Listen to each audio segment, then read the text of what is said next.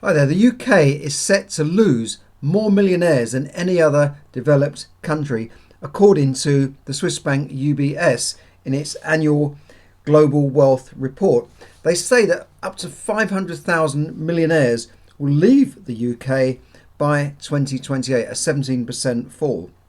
Now, this is on top of what's going on at the moment with the government warning of a painful budget, of possible higher taxes hitting the non-doms who are able to live here without paying tax on their worldwide income. This is a 200-year-old law. Just increases of taxes and red tape all around, and including things like corporation taxes, because many wealthy people run businesses and they're paying higher and higher taxes for employment. The government are also talking about tougher employment laws, and even talks of a 4-day week. Now, I know this is not government policy, but said, well, people could do more in a 4-day week, whereas in China people tend to have this 996 work ethic, which is 9 till 9, 6 days a week. And according to Sir Martin Sorrell, the media tycoon, he said that the Chinese almost feel that they can beat the West by sheer effort and the amount of work they put in. If you go to Asian countries, they work a lot harder. They could run rings around people here because they're tougher. They're brought up in a tougher environment. They can do more, work more hours. They can do double shifts. They can just go on and on. Whereas in the UK, we're a bit softer, and that's the honest truth. I'm not saying all people are like that. A lot of people in the UK do work very hard. But anyway, the Financial Times has also backed this up. So the UK will lose the most millionaires amongst countries covered by UBS, the bank, due to a combination of things like non-dom taxation, higher taxes all round, and the Russian sanctions. I was speaking to a wealth expert at a meeting recently, and he said that people, abroad, and they've got a platform that helps billionaires and family wealth offices. They said they don't feel that the UK is a safe place to put money anymore, to park money. Despite the fact that we've always boasted on safe city banking system and rule of law and that sort of, they don't feel it's safe here because of the sanctions imposed on Russia, because they feel that if the country they're in upset the UK or back one side against another, that they could have sanctions imposed. And in fact, the US now are looking at imposing sanctions not only on Russia but countries that might support Russia. They're acting like the police of the world. And Britain tends to follow what the US will say. So the countries don't feel that, and billions of capital has already gone out of the country, and that's according to anecdotal reports I've heard. And the UBS reports that an estimated 83 trillion of wealth will be transferred within the next 20 to 25 years. These are worrying trends, really. And it puts in doubt the position that London has for a haven for the global elite. We always boasted we had more billionaires than any other city, we think, and it does have at the moment the third highest number of dollar billionaires after the US and China, which is an astounding figure for a small country. But we've also got other problems, and this is where I was listening to an interview with Sir Martin Sorrell, who's the global media tycoon. He works all over the world, so he knows what's going on. He's got his finger on the pulse. Very smart guy. And he talks about the prospect in this country and in the West, in Western Europe, of fairly low growth, 1-2% if you're lucky. Whereas in other parts of the world, such as Asia, parts of the Middle East, the Gulf regions, and the Americas, South and North, and in Africa, they're looking at much higher growth rates. So where are large companies going to invest? Where are entrepreneurs going? Where are they going to invest? And the answer is not in Western Europe, where they see that growth is stagnated, population has stagnated, there's too much red tape and regulation.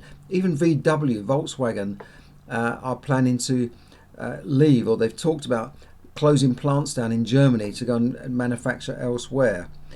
So it's very, very interesting, and it's quite worrying for the UK when you look at this. And of course we hear about entrepreneurs, young entrepreneurs that I've spoken to, talking about leaving the UK and going to live in lower tax regimes such as Dubai or Portugal, even in Europe, even in Ireland, which used to pay more tax there.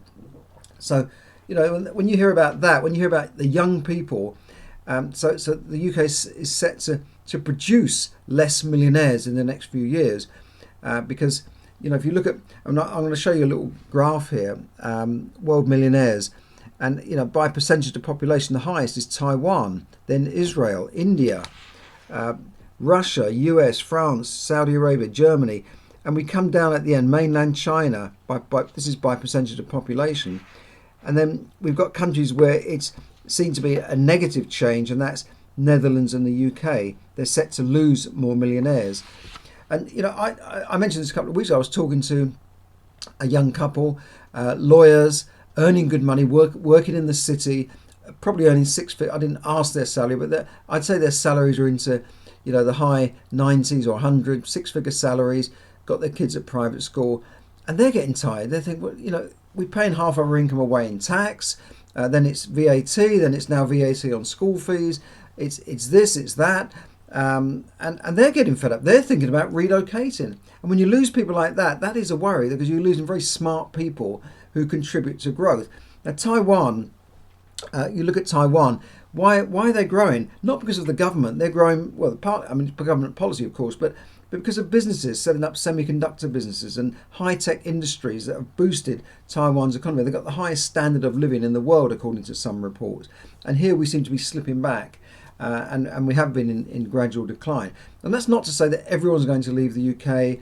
Everyone, you know, turn off the lights when the last person leaves, and that's when I think we are going to see a brain drain. And a lot of people I'm talking about are looking at things in more of a global way now, not just looking at it narrowly and saying, this is where I am, this is where I've got to make my living. They're looking at things globally. They're looking at global investment, global currencies, maybe Bitcoin. I don't personally invest in Bitcoin, but they're looking at these things, and they're thinking in a wider context. They're thinking about having second passports, for instance, in case they do need to leave. They're looking at these things. And you don't have to go to the other side of the world to pay less tax. You can go and set up in somewhere like Portugal, for instance, and some of the Greek islands, Luxembourg and Ireland, and pay less tax. Big corporations, tech companies have already moved to Ireland because they pay, I think, half the rate of corporation tax that we do here. And when businesses are looking at things here, they're looking at what Labour are saying. It's a broken economy, a broken NHS. Everything's broken, everything's, you know, on its knees, and we've got to build it up again. This is all nonsense. The economy is not broken. The NHS is not broken. I've used the NHS quite a lot recently for little minor things, and everything's worked fine. I've got appointments within a couple of weeks. I'm there, I'm in and out and gone. And you know, the NHS treats millions of people, not just a year, but probably every month. If you go into a hospital, they're high-tech hospitals. So they've got to stop knocking the country, because that is, you know, people are looking at what they're saying and thinking, well, why would we want to go there? Broken economy, riots on the streets and that sort of thing. You know, we don't need to hear this. They should be talking up the country, not talking it down.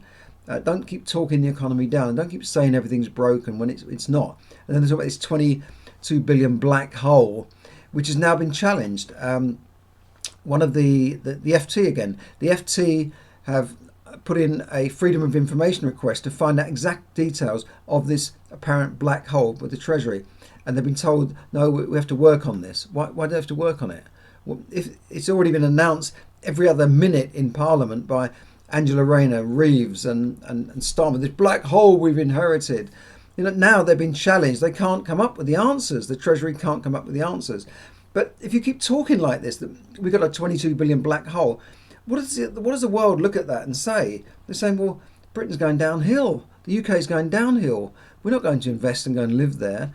Yeah, they'll come here for a job, but we need investors here. We need companies to put, you know, big investment into the UK, and they're not seeing it. The Labour are giving us a really bad impression of the UK.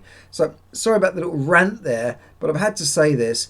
And if you're a wealthy person, an entrepreneur, and thinking, I'd like to hear your comments. Are you thinking about going? Are you thinking about leaving? Or is it, well, just a pipe dream? Yeah, it all sounds good living in Dubai, but you only get a 10-year visa. You never get residence, a long permanent residence. You'll never get a passport in Dubai. Do I really want to do that? If you've got young children, do I really want to uproot them, go off somewhere else and have to educate them privately? just let me know what you're thinking, because I'm certainly thinking I'm not wedded to the UK anymore. I could go and live somewhere else, and I'm looking around. Why not? Why not? So let me know in the comments what you think, and I'll speak to you soon. I also run a little webinar on a Wednesday, most Wednesday nights. So if you want to learn more about managing your finances, more about growing your wealth, do check that out. I'll put a little link in the description there for you. So do check that out. Thanks very much. Thanks for your comments, by the way, that I get in. I do get some encouraging comments saying that my content is useful. Always love to hear that. Please like and share and get it out to the world, because I don't advertise it. I'm trying to grow this channel organically, and that takes time. I don't put a lot of advertising into it. So the more you share it and like and comment, the more the algorithms, whatever they are, take over and get it out to more people. So thanks very much for listening, and bye for now.